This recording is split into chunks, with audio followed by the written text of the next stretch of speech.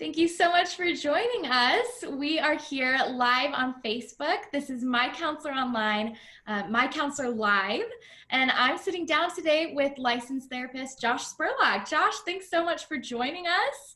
I am really excited. We've got some great questions that came in about marriage, kids, just vulnerability, all of these different things that all of us kind of have experience with and wrestle with. And of course, we'll be answering your questions in the comments along the way. So Josh, how you doing? I'm good. We missed you the last couple of weeks, but Tish and I did our best to kind of wing it without you. So Yes, you're back. yes. Yeah, I watched it and I thought it was really neat. It's cool to see the dialogue between two therapists and just the different insight that y'all have in your field. And it was really cool to watch. So I did get to watch them, but I did not get to facilitate the conversation the last couple of It's weeks. fun. It's fun to kind of get together. And I think in the future, we'll have some more folks from the team on and be able to do Q&A and kick it Yeah. back and forth between us and some of the other cool people we've got on the team. So looking Yes, forward that's to that. awesome. Yeah, we've got a cool team. I'm not gonna lie. I've gotten to sit down with a lot of the counselors and film videos, ask questions, and get to know them better. And it's a good team. I'm super happy to be a part of it. So I we're love gonna it. dive in. And for those of you who are just now jumping on, we're live to answer your questions with licensed therapist Josh Spurlock here. And if you think of any questions, go ahead and put them in the comments and we will be answering them for the next hour or so. So we're going to kick things off with our first question. We got a question that said, I feel like I'm stuck in my marriage because of our kids. Our marriage is healthy. I just don't want to be married anymore. Hard question. Josh, what would you say to that? Yeah, so marriage is tough. Life is tough. We get through different seasons of life where we just can feel exhausted and we can feel tired and feel a bit overwhelmed. And uh, it's a kind of phrase or question that I commonly hear from folks who are experiencing some depression. And so one of the components or features of depression is oftentimes an apathy and a loss of sense of meaning and a feeling of numbness or disconnection. And it's like, I just want to quit life, right? And I mean, at some level, that's pretty common for everybody, right? I think most of us at one point or another have those moments where like, can I just like check out of punch the card and check out of life today because I'm like headed up to here and we just want to be done. But when we're struggling with some depression, that phase or that what maybe is momentary for us or something that we need to have a talk with a good friend or have a cup of coffee and take a nap and we're back to ourselves is just an ongoing thing. We're just kind of stuck for weeks, months, years on end in this place of having lost joy in the things that we used to really enjoy doing, maybe kind of hopelessness about the future, not necessarily because anything is necessarily in crisis or wrong with our marriage or wrong with our job or wrong with our life. We're just like, bleh. I feel like we're in just kind of blah place, which people don't always recognize as depression because it doesn't always show up the way that we think of it. Sometimes we're thinking of like tearfulness or I'm crying all the time, and depression can show up like that, can experience like that, but that's not the only way that it shows up. So I appreciate the question. I appreciate them reaching out and saying, hey, I'm in this stuck place and I don't know kind of what to do. I've maybe lost joy in my marriage, lost joy in parenting and my kids. What am I supposed to do with this?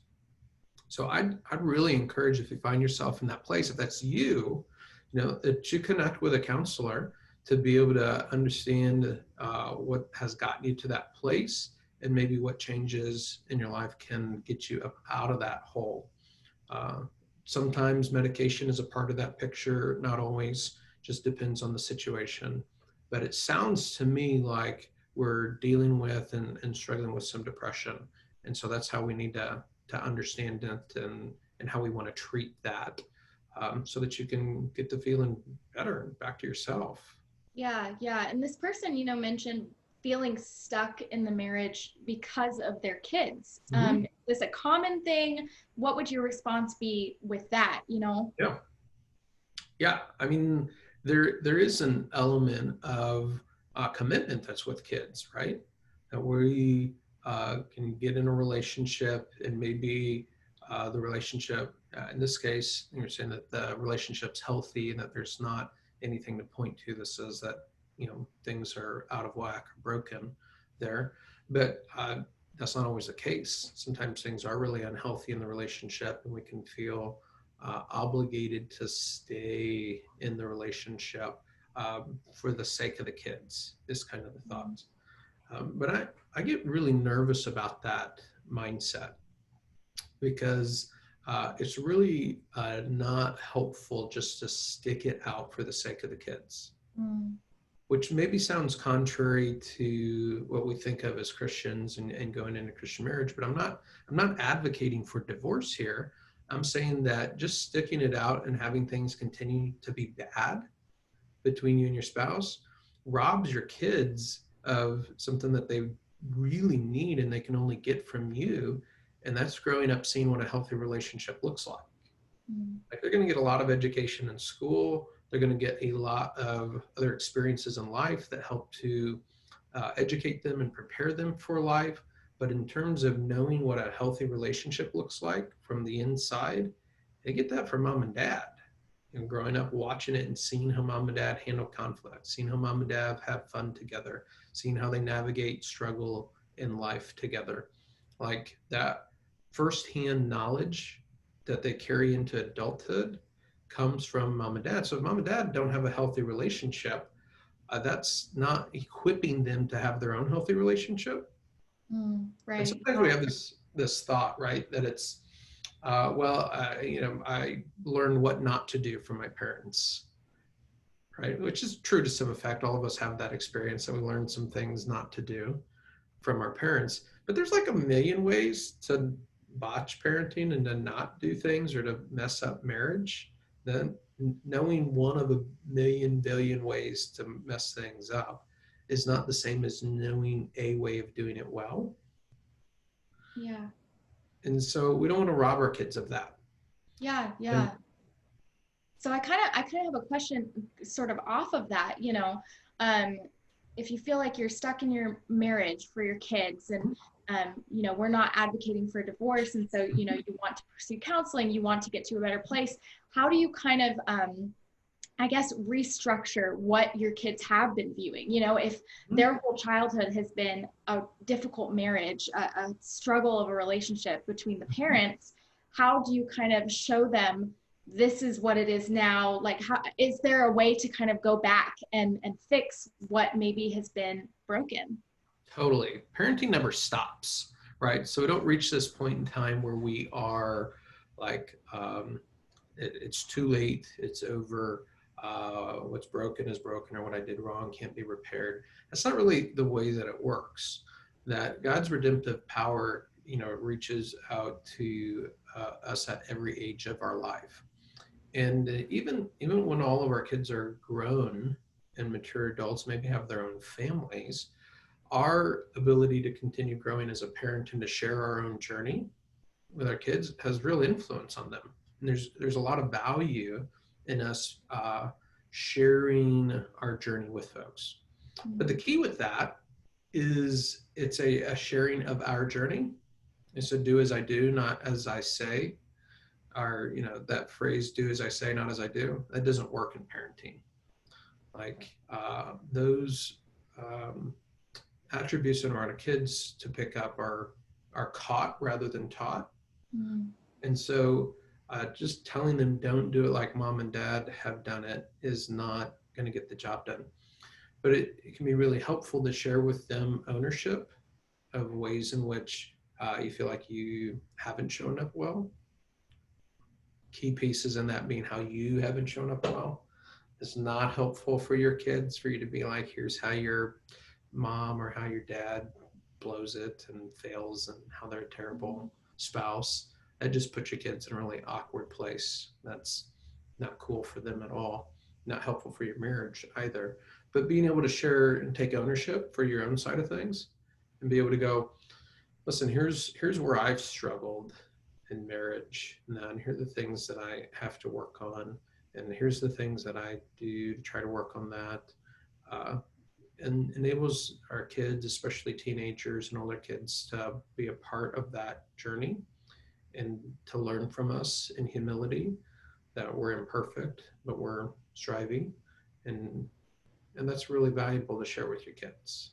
Yeah, for sure. It all just kind of reminds me of the fact that marriage is sacrifice and parenting is sacrifice. And, that whole answer to that question just reminds me of, the sacrifice of marriage, the commitment of it. And, not that it is a bad sacrifice to make at all. It's just not an easy one. And that's, the life that God calls us into, when we choose a spouse, when we become a parent. And I think that that is a fantastic answer to a hard question. Yeah, And I think so, I really like the way Gary Thomas puts it in his book, Sacred Marriage. He says, what if God is more interested in our holiness than our happiness when it comes to marriage, right? Not because God doesn't care about our happiness, that God created us to be his kids, and in the same way that we desire our kids to enjoy life and enjoy it to its fullest, God desires for us to enjoy life and enjoy it to its fullest.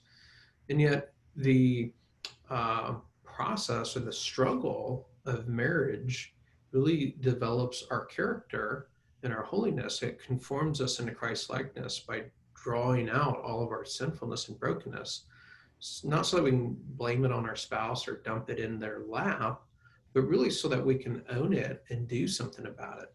And when we own it and are willing to have the courage to do something about it, we become a more delightful human being to be married to, and it changes the dynamics in our marriage. And the product of that is actually being able to experience happiness personally and relationally. And so we like to kind of like try to find our workaround. How do I get to happiness without struggle? How do I get to happiness without having to mature and grow up? You know, and there's just not a shortcut to that. That real happiness comes by way of maturation and kind of growing into Christ likeness. That's how we actually arrive at that fullness of life that God desires for us. yeah, just that sanctification Mhm. that just happens in marriage just naturally, just because of God's design of it, that it brings out those broken pieces. And it's good. It's so good. Oh, Um, naturally, but not without intentionality, oh, right? yeah. Because it's a natural part of how God's designed it, but our natural sinful inclination is to cling to immaturity and blame the pain on our spouse, right? That's what I do. That's what we all do. It's kind of our nature, and be like, I'm a nice person. People like me. I only get ugly. This ugliness only comes out of me with you and around you, and so it must be your fault. You make me this person, as opposed to owning it and being like, oh, that's coming out of me. What Mm, is this? Where is this coming from? Lord, help me understand what this is about so that I can be who it is you're calling me to be and be the spouse that you're calling me to be. so good. Yeah. Guys, if you are just now hopping on, welcome to My Counselor Live. I'm Tori, and I'm here with our licensed therapist, Josh Spurlock, just answering some of your questions that have already been sent in, and whatever questions you have for us, just leave them in the comments, and we are just going to be answering your questions for the next hour or so.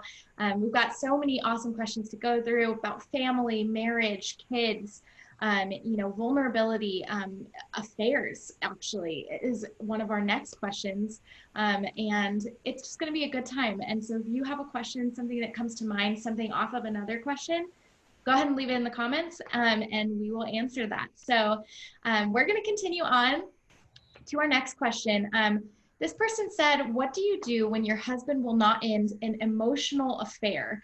I guess the relationship was said to be completely over, but what do you do when, I guess, it doesn't end. I guess, if the relationship continues as friends or something like that after that emotional affair. Yeah, man, this is a important question and a tough situation to be in, man. My heart just goes out for you. So painful to go through an emotional affair situation with your spouse, and uh, just excruciating when they are not willing to cut that off or make the changes necessary to repair what's broken in the relationship. So, but it's also not really an uncommon thing to have happen. We have a really strong ability to deceive ourselves and kind of convince ourselves of things that we maybe want to be true, rather not they're true. And so we can get into this situation where uh, we have gotten too emotionally close to someone. So we haven't had the right boundaries in place in our relationships to begin with. And every one of us is susceptible to this. Like the capacity to be unfaithful, the capacity to have an affair is universal.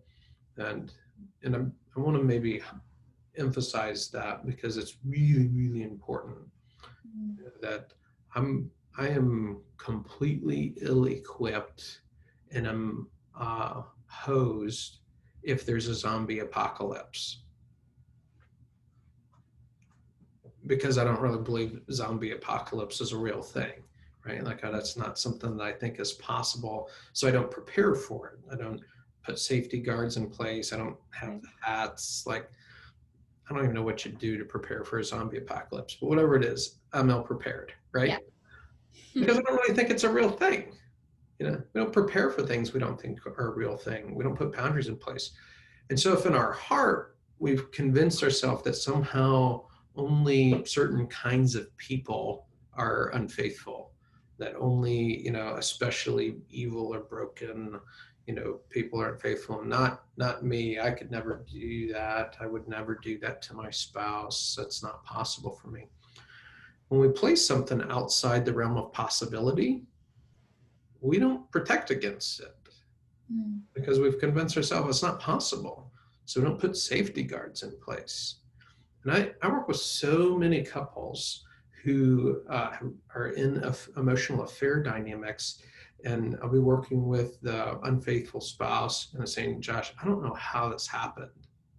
Like I just like fell into it. Like I never intended to be unfaithful to my spouse. I didn't set out to have this kind of dynamic with this person. I, have talked to other friends and family through these kinds of situations, and I just thought I would never go there. And I Yeah. don't know how did I end up here, Josh? Right. What's kind of the distinguishing between a physical affair and an emotional affair? If you could just touch on that as we answer this Mhm. question. Sure. Yeah. So the physical nature is kind of what distinguishes a sexual affair or physical affair versus an emotional affair.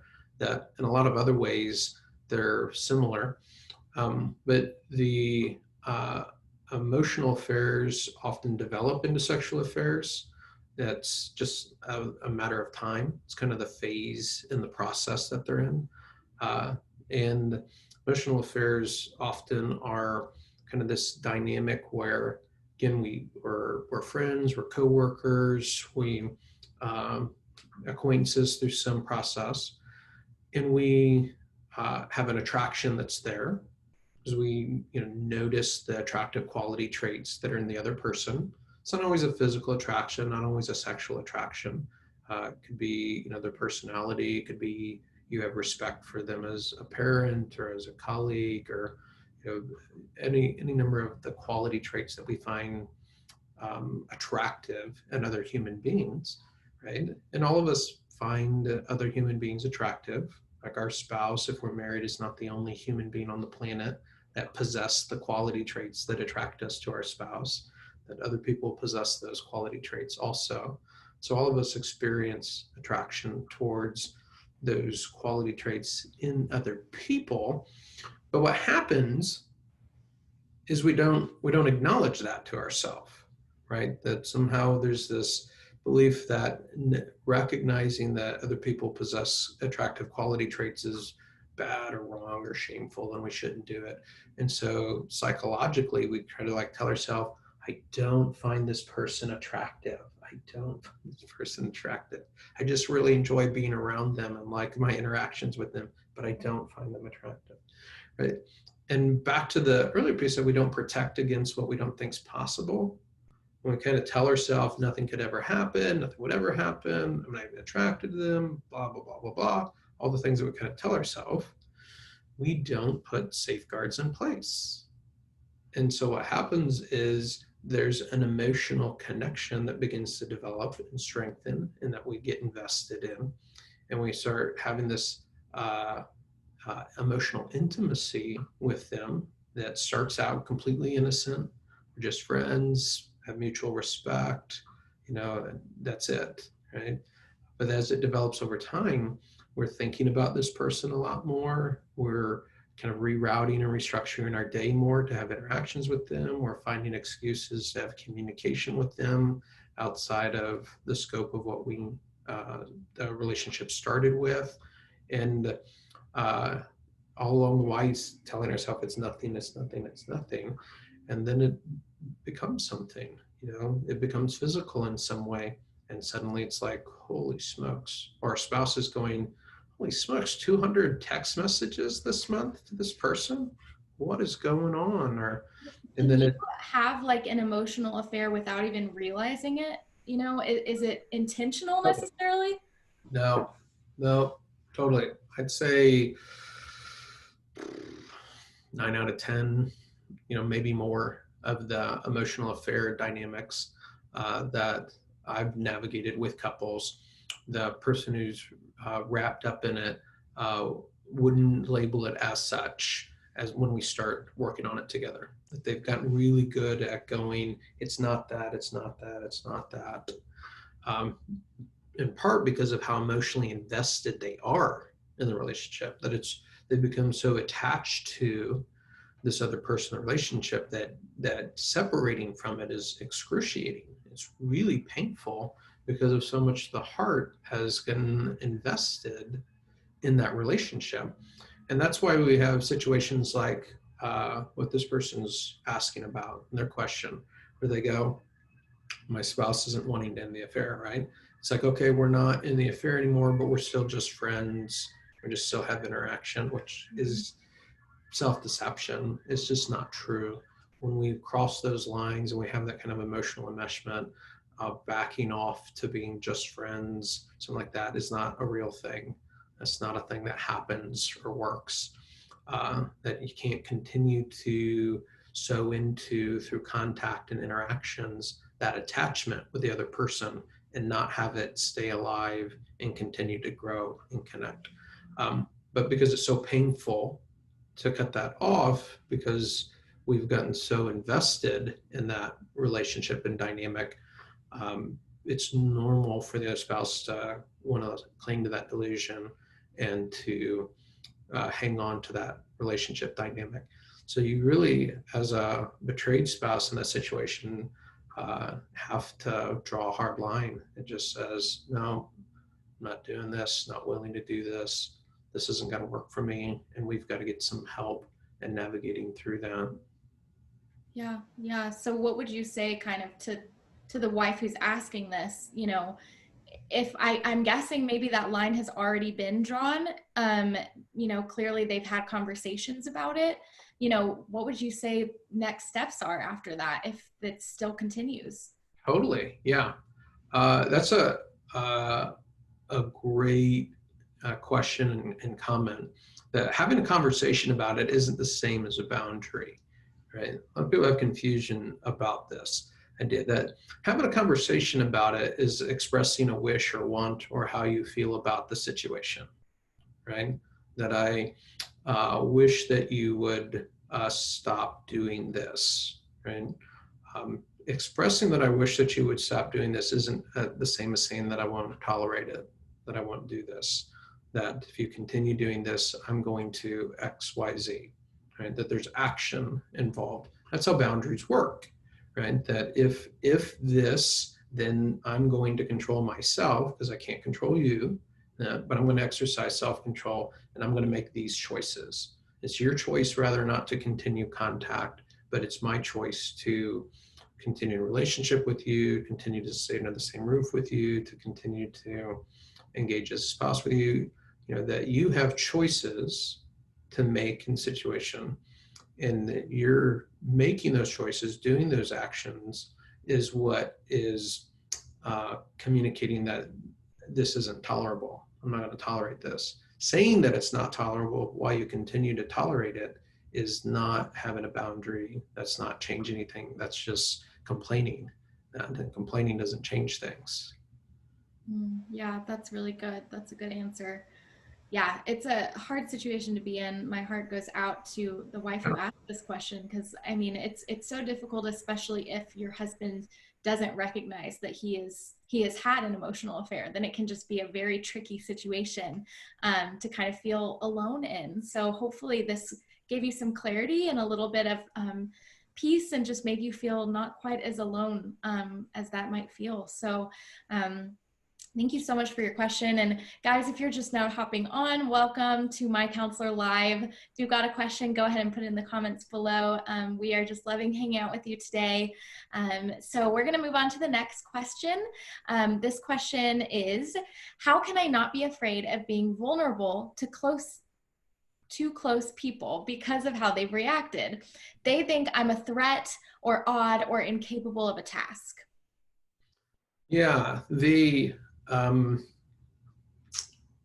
the question has in it an inherent conflict or paradox. How can I be vulnerable to people I'm close to, and how can I not be afraid of being vulnerable with people that have hurt me? And the answer is you can't, right? And you're not supposed to, right? That we're supposed to be vulnerable with those that we're close to, and we're supposed to experience fear when we've been hurt. And that part of the mechanism is fear, is it alerts us to danger. And so if we've experienced something that's been painful, if we've experienced something that has resulted in our hurt, we should have some fear to that, right? It alerts us to potential danger, and it encourages us to take heed of that danger and to take the necessary action in order to avoid that hurt in the first place. So first, have some grace with yourself. Recognize that maybe what you're expecting of yourself is not even possible, right? That you're not supposed to not be afraid of vulnerability with people who are hurtful or you've experienced as hurtful. So the next piece is kind of understanding the nature of the hurt that you're experiencing, right? What's happening here in this relationship? What am I going through? What am I experiencing? And is the other person in a healthy enough and a mature enough place that I can have a conversation with them? Because oftentimes we can experience a lot of hurt from folks, and we keep it in, and they don't even know what it is that we're experiencing, which completely sabotages their ability to make amends in that, or for us to kind of work through and have a dialogue back and forth about the nature of our relationship and the recurring hurts that we have. So we have to be willing to have a look inside and have an awareness of what it is that we're experiencing. Sometimes that means processing it with a mentor or a friend or a counselor or somebody that can help us sort through what it is we're experiencing, find words for it, and then have a bold conversation with that person that says, hey, you may or may not, and you probably don't even know how this has impacted me, but I care about our relationship. And so I want to share with you how this situation impacted me. Yeah, yeah. You mentioned this kind of at the beginning, just the paradox of being vulnerable to people that you're close with, but to people who have also hurt you deeply. And I just think that it's hard, but the people that we're closest to are often the ones that are most capable of hurting us. And that can be scary. Yeah, that can be scary, and walls get built up, and it becomes hard to be close to people when we build up those walls that keep us from being vulnerable and having those hard conversations of, hey, you hurt me when you said this. Yeah, which creates loneliness because we have these walls and we're on the other side of the walls from those that we care about and are important to us. And it's a very lonely, disconnected place to be, kind of a vicious cycle that we can get caught in. And I appreciate your kind of you know comment about how the people closest to us create the most hurt for us, and that's not a sometimes thing. That's an always thing. That we're all sinful, broken human beings, and if we are in any significant relationship for any real length of time, we're going to experience injury in relationship. Just as a matter of fact, part of how human relationships go. So injury is to be expected. It's normal. It's a part of human relationship. But it's Right. not terminal. Mm. Repair is the other side of that. Injury and repair, injury and repair. How do we navigate when we feel hurt in a friendship or with our spouse or with a parent or with a child? How do we navigate repairing that? Right, right. I think it was C.S. Lewis who said to love anything is to be vulnerable to hurt, to be vulnerable um, to excitement, all of these different things. You know, you are opening your heart up to another person and allowing the things that they say, the things that they do to affect you. And that's a hard place to be in. And I mean, yeah, that's Yeah, it's tough. terrifying for all of us. Uh, Yeah, at our absolutely. core, that being vulnerable like that is scary. Right, right. Yeah, no, I think that it's a beautiful gift that God has given us to be able to have connections with people, to be able to form the relationships. But as we talked about earlier, you know, there's also so much sanctification in that, in, you know, allowing others to see our brokenness, allowing, you know, them to see it, and then us to see it in them. And I mean, it's just part of the life that we're called to, you know, and being sanctified, you know, through our relationships and through marriage and family and all of these different things. And, you know, I don't think there's one person who hasn't at some point or another felt, you know, closed off from people like, oh my goodness, I made a mistake. I said the wrong thing. They got hurt. I got hurt. I can't talk to them anymore. I think we've all experienced that to some degree. Oh, absolutely. It's a universal experience.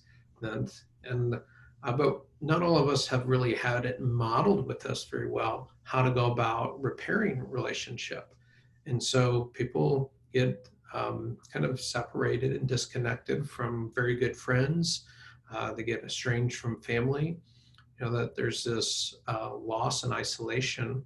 And sometimes folks can be in the position where they don't have any significant relationships that are very long because injury comes along at some point and then they cut those folks out of their life because they don't know how to work through repair, and they've got just this kind of long list of burnt bridges. Right. Yeah. No, there can be this like push pull effect where, you know, you push people away, but then you pull them back in, no, come back, you know? And I think that can be a part of being human. Mm-hmm. Yeah, absolutely. It's a reflection of that reality that we're created for relationship and that we long and desire intimacy and closeness and to be known, that's a universal part of our human experience. And at the same time, it's terrifying. That fear of rejection, that fear of abandonment, that fear that people will see us and not want us um, is a scary thing. Yeah, that's good. I think in this Q&A, we're talking a lot about brokenness, a lot about sanctification and just, you know, learning and growing together. And the next question I think kind of goes right into, you know, this push-pull. This person says, I've been married to my childhood friend for 5 years and love him very much, but sometimes I feel like I can't be friendly. And, you know, that's, again, you know, just pulling out the brokenness in us. So what would you say to that, Josh? Yeah, I think you're spot on, Tori. That's part of the struggle of marriage, and it's a really valuable thing. And I appreciate the heart that it comes out of that goes, hey, I like this person and I love this person, but man, they bring out some real ugliness in me sometimes. I don't know what that's about or how can I change that because I don't like who I become or who I am when I'm in that place. But if I'm honest, it's there and it happens, and I don't know what to do about it. it takes a lot of humility to own that. And I respect that and really appreciate it. And that's the beginning place for change for us, right? That confession, that willingness to own the brokenness in us so that we can find healing in it. So yeah, I would kind of step back and allow some space for reflection and process with important people in your life, safe people in your life, about what is it that gets bumped into, what gets activated inside of me. Mm. That's a really prayerful process. Like when I'm doing that, I'm navigating through the ugliness that can come out of me with Cassie and our relationship. That I have to invite the Holy Spirit in that space with me and just say, Father, help me see my heart as you see it. Help me see the situation as you see it. You know, turn on the lights and bring to my awareness those areas of immaturity and those wounds and those brokenness that you're wanting to do something with and that you're using my relationship to bring attention to here because I want to be who you want me to be. I want to mature in the ways that you want me to. And I just count on the Holy Spirit to walk me down that road and help me be aware of the things that I need to. That's good. Yeah, I can't even. You've probably never experienced that in your marriage story. Yeah, no, not at all. I was just about to say I cannot even describe to you the amount of self-reflection that I have had to do in the past year of being married. I mean, it's crazy, just the things that come up in me, and I think you use the word activated, just these weird buttons that get pushed, and I'm like, where did that come from? Why did I respond to that? He asked what we were having for dinner, and I exploded, like, and it's just, self-reflection is so a part of being married. Yeah, totally. It's Yeah, part of the yeah, design. absolutely, absolutely. That is a great answer, and one that I hope brings some clarity to whoever asked that. And know that you're not alone, because I can Sure. struggle with being friendly some days too. So, I mean, it is hard, and that's the sacrifice and the sanctification of marriage. So, yeah. On to the next question. This person says, I have some sexual issues. We have been in a relationship for 10 months, and he told me he lost an interest and I don't satisfy him anymore. Oh man, my heart just kind of breaks in hearing the statement and the Yeah, question. yeah, That's crushing, absolutely crushing. And there's some real concern there. There's some real something's off in the relationship. Could be a variety of different things, but to be 10 months into your relationship, to be 10 months into kind of the struggle of marriage, and to have the other person be in this place of, I'm ready to bail, I'm ready to give up, uh, and throw in the towel, raises some significant red flags. And not to say that that's not normal at some point within your first year of marriage to be like, holy smokes, what have I done? Because it's normal for the struggle of marriage to kind of set in and be like, I thought this was going to be easy. We never fought like this earlier in our while we were dating or engaged. So that's really normal to have that experience, but to be in that place of threatened abandonment, they say, hey, I'm not interested in you, you're not doing it for me, I don't know if I want to continue doing this, just is such a violation of the trust that's in the relationship. You definitely need to bring some other people in the circle with you and not be alone with that. Allow some of the trusted mentors that are in your life to be in. I know that can be really hard because we can be embarrassed and feel ashamed that we're having this struggle in our relationship. And yet, trying to solve this by just doing better, being better, kind of addressing whatever issue or complaint that the spouse has, that's really not going to get it done.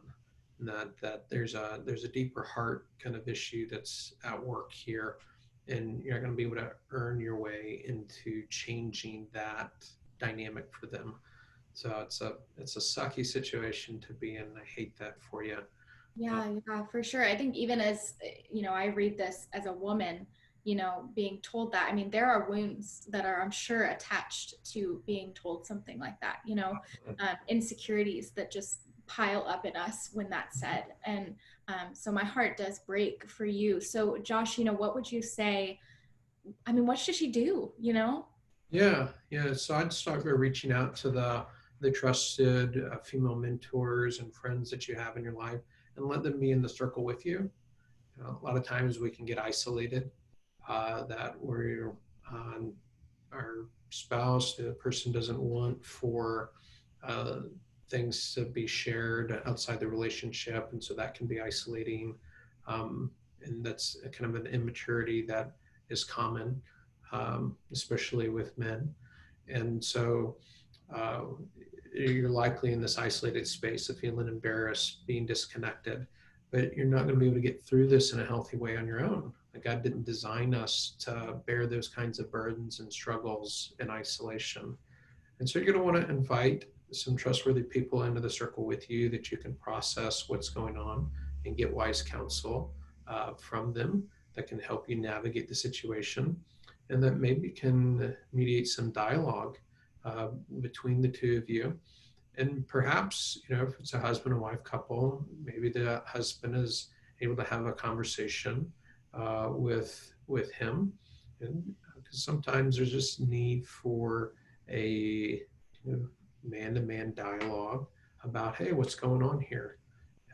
That oftentimes the young man in his immaturity isn't going to understand the impact of some of the things that he says or does in a way that maybe a more experienced mentor husband can come alongside and go, hey, come here, and love on him and help him, be the man that he wants to be.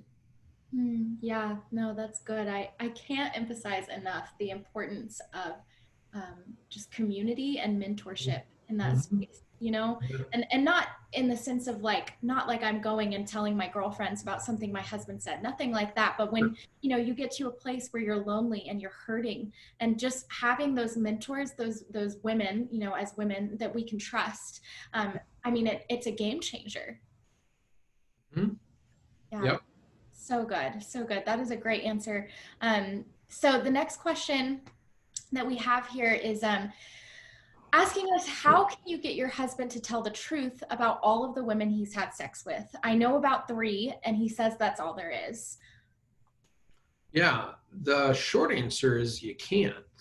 And that you can't make anybody do anything. God didn't give you that power or ability to control other people, and including your spouse. That God has given us a limited autonomy around our own life and the choices that we make, but we don't have the power to make other people do anything, whether that's right or wrong or for their good or not.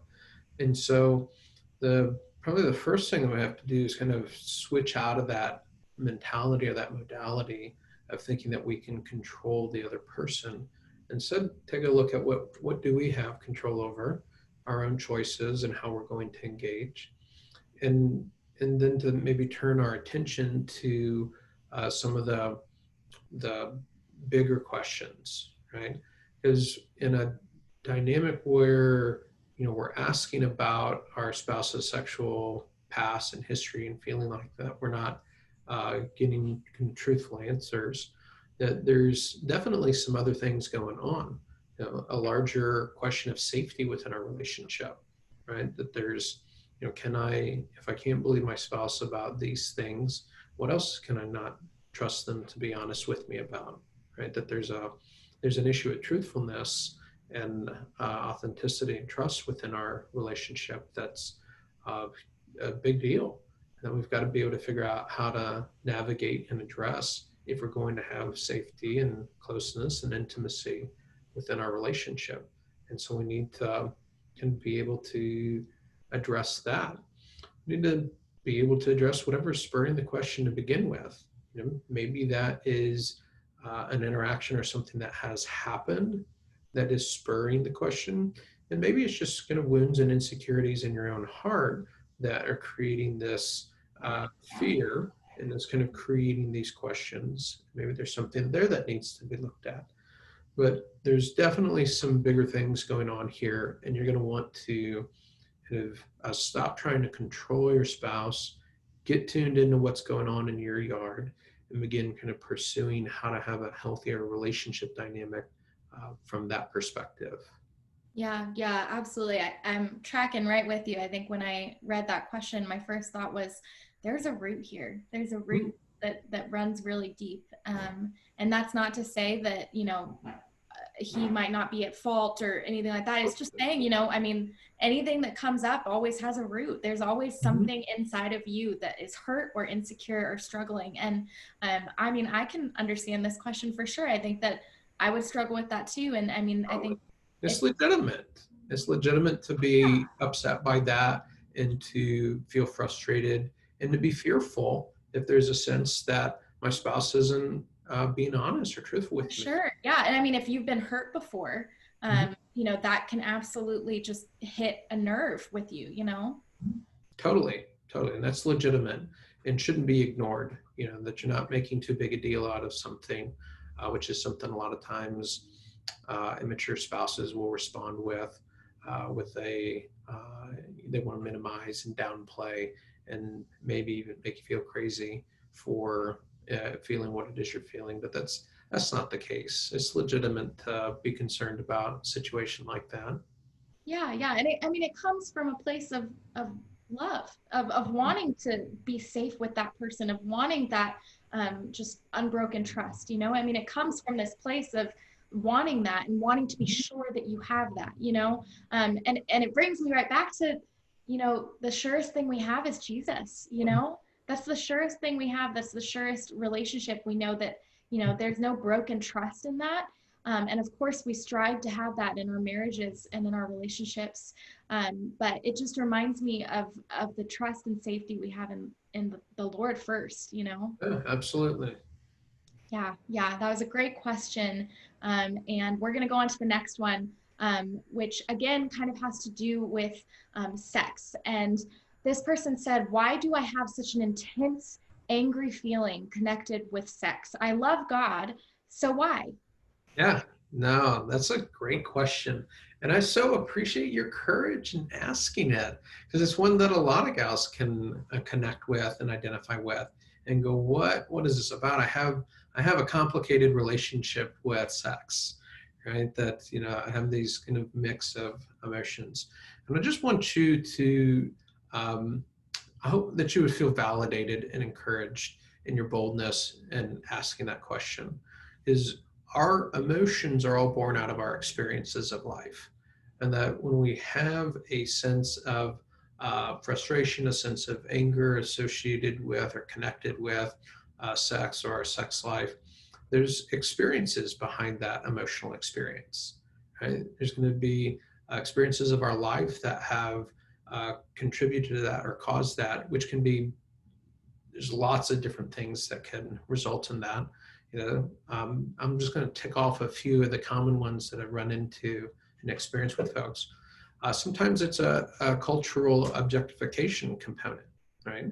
That a lot of times in culture, that women can be really objectified in a way that devalues them and is demeaning in nature and can unwanted, unsolicited attention to their body. It can feel violating, which can really make you angry. And that anger is a emotion that God's wired into us to alert us to something that's not right.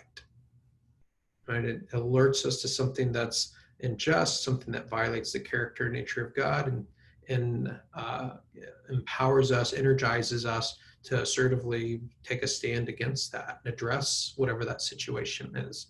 And so it's right that we would feel angry about those experiences.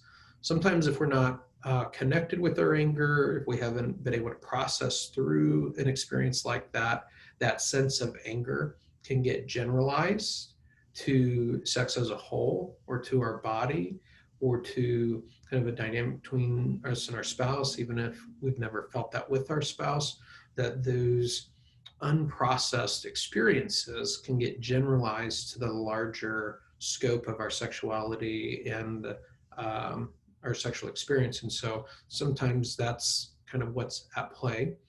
Other times it can be about maybe shame that we have experienced. That we can get this message sometimes from church culture that sex is dirty, nasty, bad, ugly, save it for the one you love. Or we can get some kind of a message, kind of a purity culture message that would say experiencing sexual desire or sexual arousal is sinful and bad, even though all of us as human beings experience that and it's reflexive within our body. But we can get this message that even though that's wired into us, we're not supposed to have those experiences.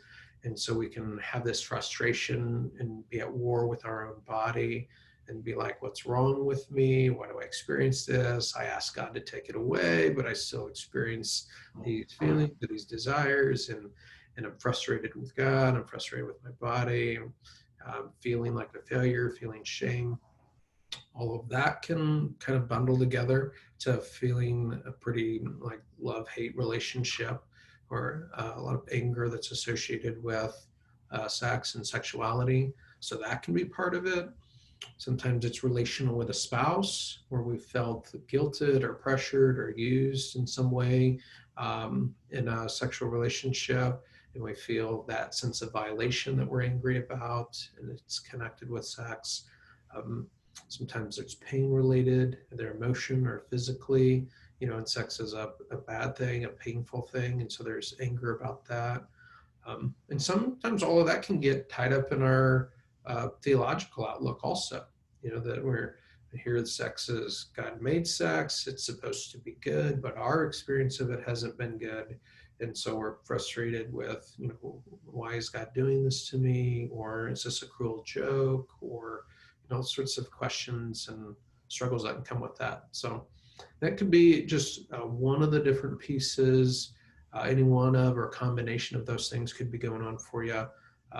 There's some different workbooks and books that you can use, like Joyce Penner's book Enjoy is a great resource that you can pick up and lean into that can help you walk through some of those different scenarios, and is a kind of a self-guided way of navigating that.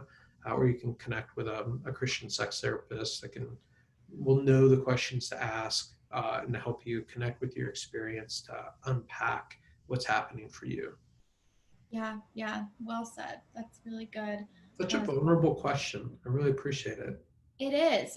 And I think it goes into our next question really well, and just hard experiences with sex, and just it affecting the emotions that we've maybe had now with it. And this person had said, and this is a very vulnerable question. Mm-hmm. They said, "I was sexually abused / raped by my husband, Mm-hmm. who has since changed and apologized. Is it possible for me to ever find enjoyment with him sexually?" Yeah, man, very vulnerable. Yeah, absolutely. My heart kind of breaks with you and the pain of what you guys have experienced and gone through within your relationship. And I'm glad to hear that you're in a different place today. Glad to hear that you guys have kind of navigated, and that's not a part of your relationship anymore. But having things change uh, in the future or in the present and going forward doesn't automatically heal the wounding that you've experienced already in the relationship. And our sexual part of our relationship and our is such a violation of our body in such a deep way that the wounding there is significant. And so that can't just be brushed under the rug or kind of skated by with, I'm sorry, I won't do that anymore. That there's a need to make sure that that is processed through to healing and completion. And if it is continuing to be an obstacle for you guys in your marriage and your relationship, then that's a proof positive that we've not processed all the way through that. That it's going to keep showing up and keep being a hindrance for us until we grieve through the loss that's involved in that, and take steps to restore trust in a way that enables us to be vulnerable. And in a situation like that, it's going to be very difficult to navigate that on your own. That there's such an emotionally charged dynamic and such a vulnerable component to it that without someone to help navigate you guys through that, my experience is that couples really get stuck there. And the longer that dynamic goes on, the deeper that hole gets, the worse the divide is, and the more the disconnect is between the two of you. So it makes it harder to repair. So I would strongly encourage you to connect with a professional counselor that's familiar with sex therapy and sexual difficulties and can help you work through the trauma of that in a way that can repair that in your relationship and help you guys be able to kind of have the connection that you really want and really long for. Yeah, yeah, that's really hard. I really can't imagine being in a situation like that. That's difficult, and I appreciate the question and just the vulnerability in asking it. Um, Absolutely. yeah, that's hard. Josh, can you kind of help me understand um, just sort of how one can change and move on from that? You know, if her husband, you know, raped her, you know, how did he change and move on from that? You know, can that even really happen? Can you just sort of help me understand that more? Sure. Yeah, it can be really difficult getting in the shoes of someone or something that you haven't experienced before. And a lot of times it can even be difficult to put the language around it that she has in the situation. And so it seems like there's been some kind of work in being able to use that. But the feeling of violation that we would associate with rape is really any kind of dynamic where we are engaging sexually in a way that leaves us feeling really uncomfortable and not what we would prefer, not what we want to choose kind of for ourselves. And so there's a lot that's a broad umbrella and a lot that can happen underneath that. But one of the kind of common things that I would see or experience is in a situation where a wife is having maybe some difficulty in the sexual desire or sexual relationship department, and a husband is feeling rejected, feeling unwanted, feeling frustrated with that, and is by way of out of that feeling creating a sense of pressure that's either overtly communicated or is just implicit in the relationship, and that he's frustrated, he's angry, and feeling that hurt. And a lot of times men will show up with anger when they feel hurt. It's not helpful, it's just a thing that happens.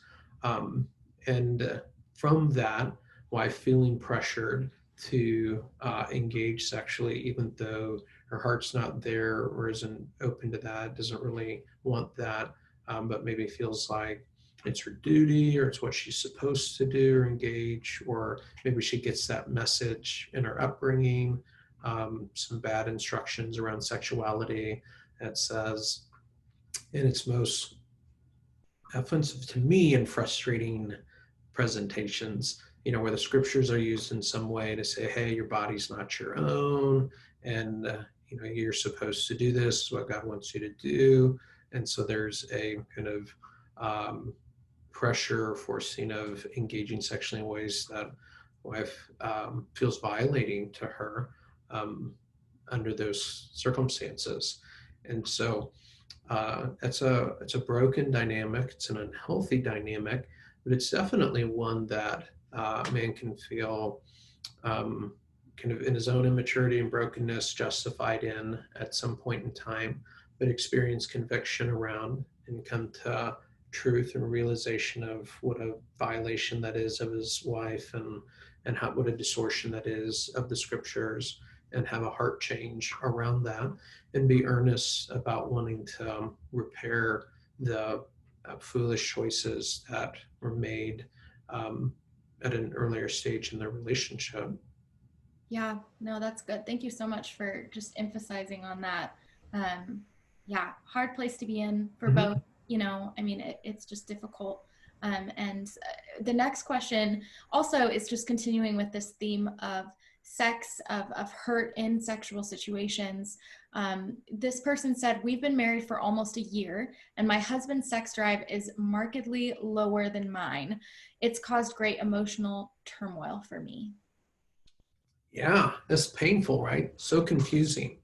That what you're experiencing gets made even more intense because of the maybe stigma that feels around it, right? That the normal kind of thought or expectation is that all men want sex and they want it more than women do, and that's kind of the norm without exception. And in reality, kind of about 20%, 15, 20%, 1 in 5 or so relationships, the wife has a higher sex drive, that is a desire for more frequent connection, than her husband does, which is definitely the minority, 1 in 5 versus 4 in 5. But still, 1 in 5 couples, 20% of couples, is a lot of couples. There's still lots and lots of couples out there where that's the case. And so it's a very common experience, even if it's not in the majority of maybe couples that are out there. But because of some of the stigma and the kind of the expectation that it would be the other way around, man, there's such a crushing weight that can be felt. Like, what's wrong with me? Am I not desirable? Am I not appealing to my husband?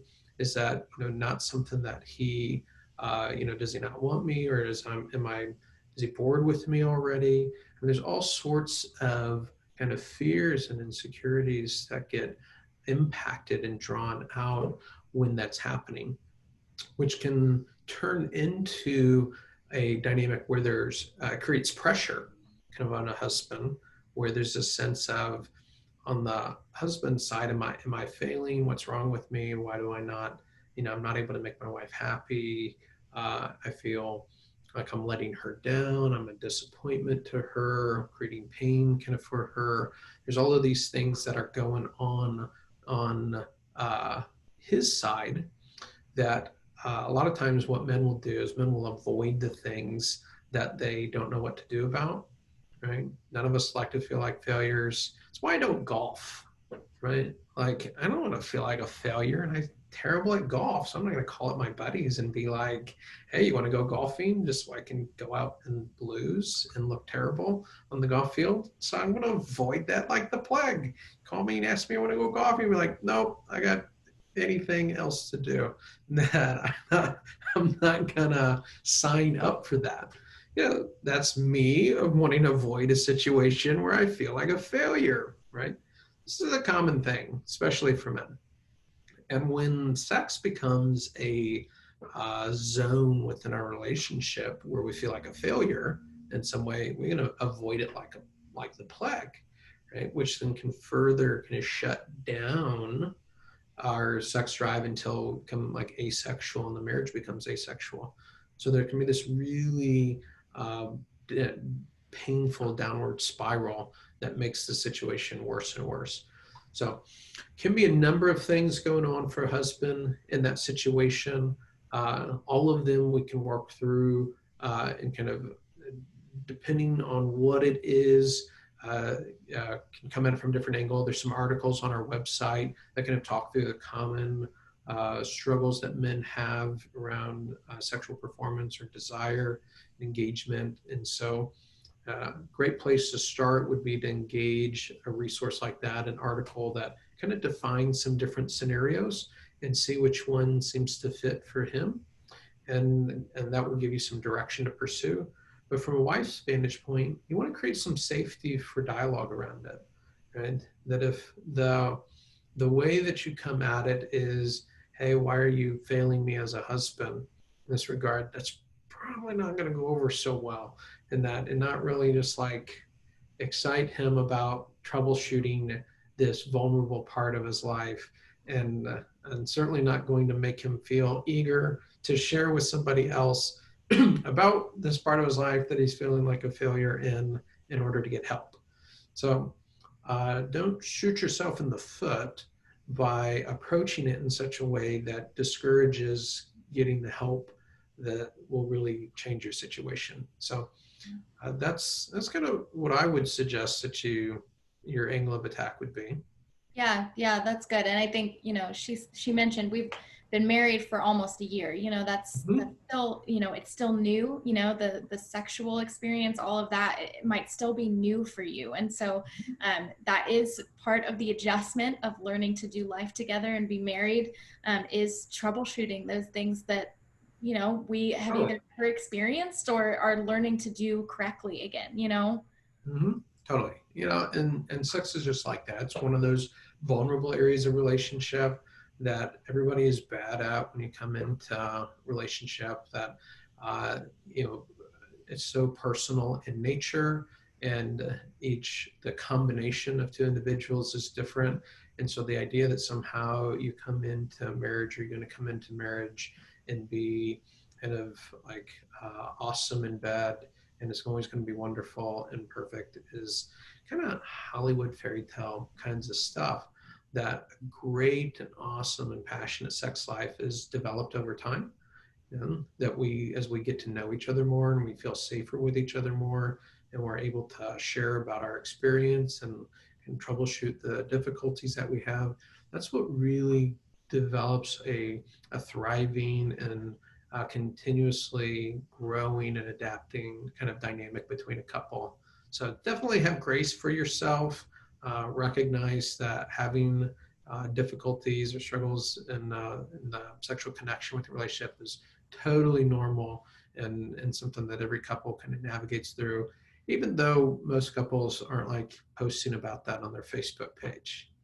Right, right. No, that's good. That is super helpful.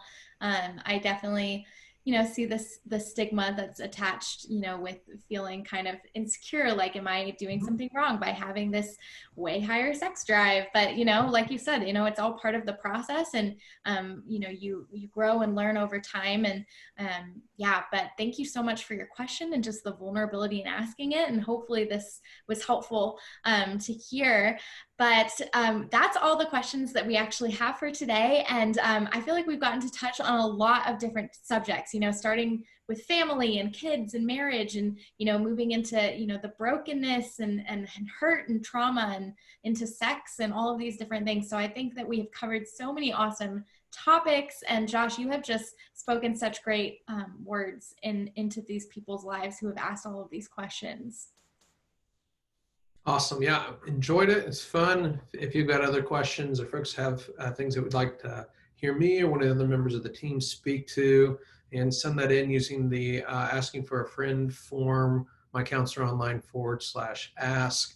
I can also tweet it to our Twitter page, those questions to get through, or just even if you're watching this video after the fact, and not watching it live, you can put your questions in the comments, and those will get shuffled over to Tori, and we'll put those together and make sure that we speak to those when we get back together next week.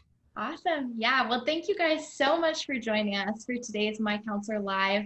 It has been so good hanging out with you, Josh, and just answering all of these questions, and hopefully pouring into the people watching. So whether you're watching this live or the replay, we're happy that you are here.